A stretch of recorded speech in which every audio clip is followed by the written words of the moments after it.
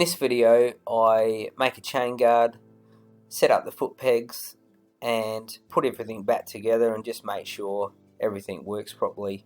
So here I'm just starting off this is the top section of the chain guard, and wanted to make it fit in with the style of the seat and the rest of it. So I've just got some holes I'm drilling in the side of the guard where the chain doesn't sit. So it's come up alright, I think. So just a couple of bolts will hold that on, just tigging it into position, and I'll create a bit of patina on that as well so it all blends in. So safety is important, and there'll be a few different people riding this, and I want to make sure nobody has any injuries, getting their fingers caught or anything like that. So just taking off the crash guard off the bottom of the engine here and figuring out how I'm going to do the foot peg. So I want to have the foot peg sort of mounted so my feet stick out forwards, a bit like a Harley style, or that bobber or chopper style.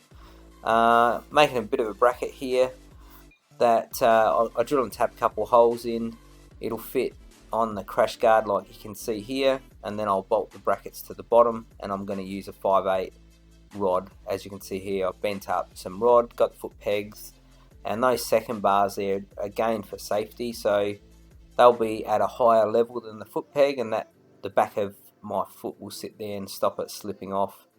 So just finishing off the final welding there for the foot pegs, and I'm just going to let that rust up a little bit before clear coating, and then I'll bolt that on. So yeah, pretty happy with that. Here's the seat and the frame and the tank after putting my spray on there to create the patina and the chain guard. It's come out really good. So I washed it off. In the end I decided I didn't like the drip marks on the rust, so I've modified that a little bit, as you can see, and I just clear coat here, not with gloss. I wanted it to be a satin type finish. So 2 or 3 coats on the frame and the fuel tank. Here it is straight off the gun, so it is a bit glossy here because it's still wet, but it dried, as I said, as a satin finish, and really happy with that. And obviously that will seal the rust, and it won't rust any further than what it is there. So there's a tank again, pretty much still drying at that point. You can see in the background got fire going because it is so cold. I'm really happy with the way it turned out, and you can see it's sort of like a darker colour, and again that's not really dry yet, but it gives you a good idea what it's going to look like. So here I'm just starting to put it back together once it's all dried for the last time. So putting the engine in, and then setting up the wiring and put the battery in and so forth. Really easy to put this together compared to the Mozuki. Axle going in there. It is electric start. This is a 125cc Orion, and just putting the CDI unit and other things there, and the ignition, and putting the handle grips on. So I picked some sort of brown handle grips that sort of blend in with the rust colour, and here's the tank.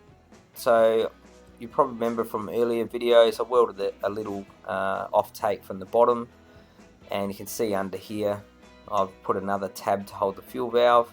So once the tank's on, I simply plug in that fuel line and wrap it around the other side to the engine, and that worked out really well.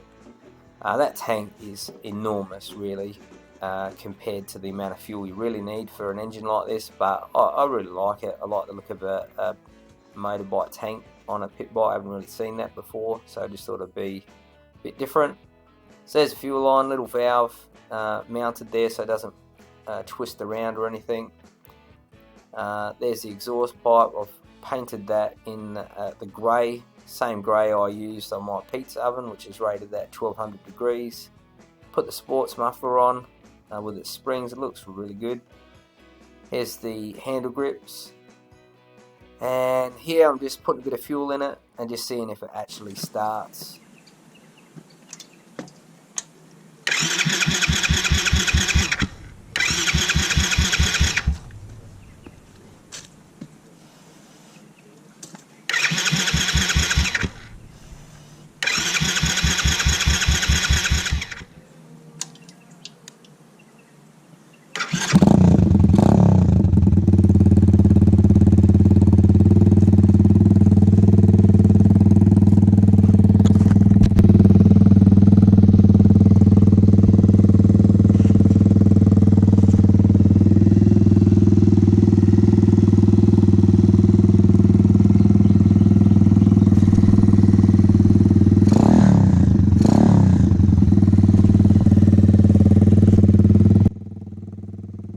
really come up good.